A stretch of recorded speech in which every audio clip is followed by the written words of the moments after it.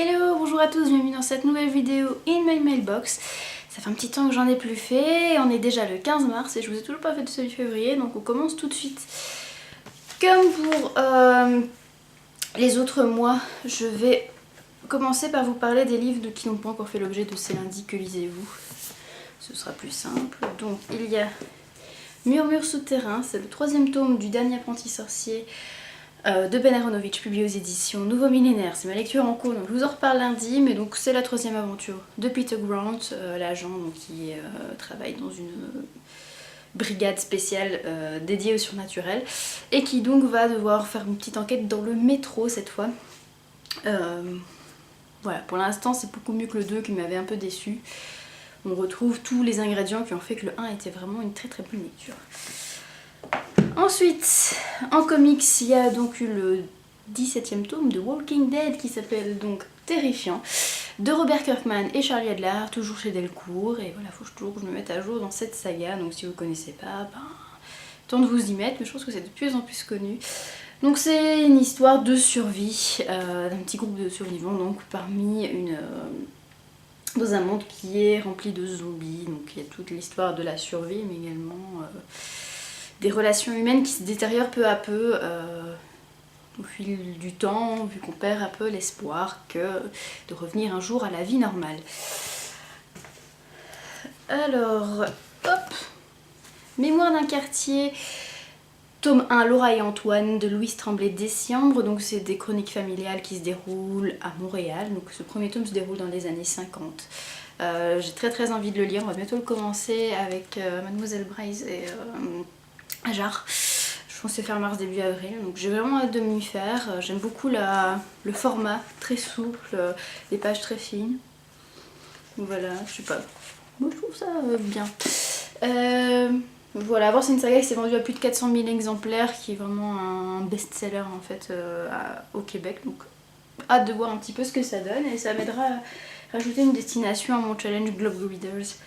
Si vous ne connaissez pas, c'est un challenge qui est sur Livre-Addict et sur le blog de Biblio 87. Donc il s'agit d'un challenge où on décide du nombre de destinations qu'on a envie de prendre. Et donc une destination, ça peut être un pays, une ville, une région. Et voilà, moi je commence mon petit tour du monde là, et je vais donc m'arrêter à Montréal grâce à ce livre. Ensuite, de la Big Lit. Ça fait longtemps, j'avais vraiment envie, cette saga me faisait vraiment trop envie. Donc il s'agit de Belladone de Richelle Rowan. Donc ça c'est le premier tome qui s'appelle Nuit de sang, donc toujours chez Milady. Et le tome 2, vu que c'est un diptyque. Donc Belladone, tome 2, Soif de sang, toujours de Michelle Rowan. Et vu qu'il y avait une opération 2 plus 1 gratuit, j'ai profité pour prendre quelque chose que j'ai pas du tout l'habitude de lire. Enfin que j'en ai jamais lu en fait, donc tout simplement. Il s'agit donc d'une romance un peu paranormale. Donc pour moi, la limite c'est Georgina Kincaid, vous savez, c'est une saga que j'aime beaucoup.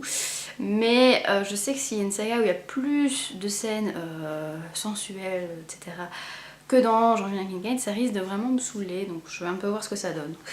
Donc je vais tenter de lire Les Gagnants de l'Éternité, tome 1 Dante d'Alexandra Ivy, ou Ivy, pardon. Publié donc aux éditions Milady. Je sais pas trop de quoi ça parle, je pense que c'est des démons. Je sais pas, avec des déesses, on verra bien. Voilà, je pense que j'ai parlé de tous les livres qui n'ont pas encore fait l'objet de ces lundis que lisez-vous. Donc on va maintenant passer aux autres.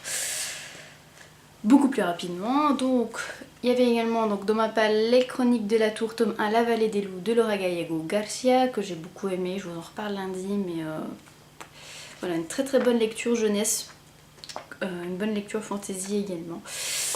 Donc qui sortait en poche ce mois-ci, ce mois de mars. Histoire de Rosa qui tint le monde dans sa main de Bernard Olivier de Phébus, également une très bonne surprise où on suit donc une jeune fille qui s'appelle Rosa qui va être mariée de force à 16 ans à un vieil ivrogne mais avec qui elle va finir par s'attacher. Et elle va ouvrir une petite cafette dans lequel les hommes du village vont faire un pari de savoir qui est le meilleur buzzer, et Rosa va être impliquée là-dedans. Je vous en dis pas plus, mais c'était vraiment très addictif comme lecture. En manga, il y en a eu 2, je vous en ai déjà parlé également. Donc il s'agit donc de Bonu Poon Poon, le tome 6, je sais pas si on voit bien le dessin maintenant. Voilà. Le tome 6 donc publié chez Kana. d'Inu Asano évidemment.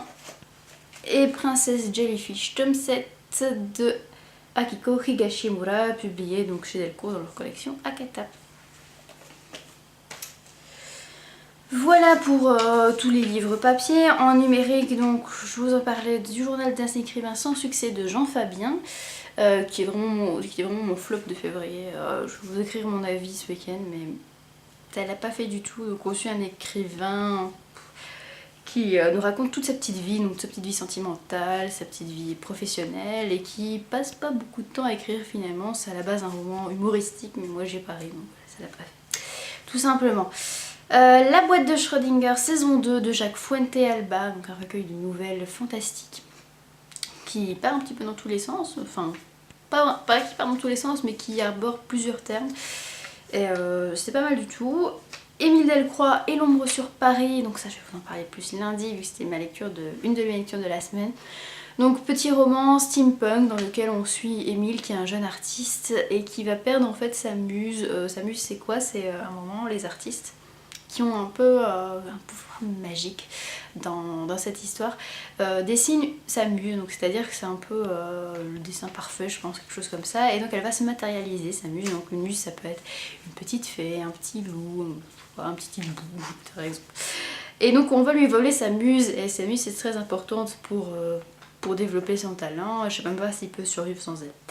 Enfin bref, le dernier livre donc, il s'agit du syndrome de la page noire, il a un recueil de micro-nouvelles autour de l'écriture qui était pas mal également.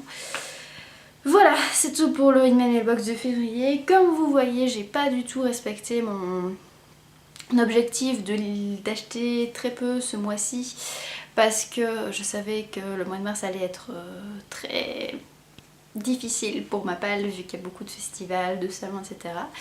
Et finalement, ben voilà, j'ai eu plus de nouvelles acquisitions en février qu'en janvier. On va voir ce que ça va donner en mars, n'est-ce pas? Mais il ne me reste plus qu'à vous souhaiter un très très bon week-end. Et ben nous on se retrouve lundi pour le C'est lundi. Ciao!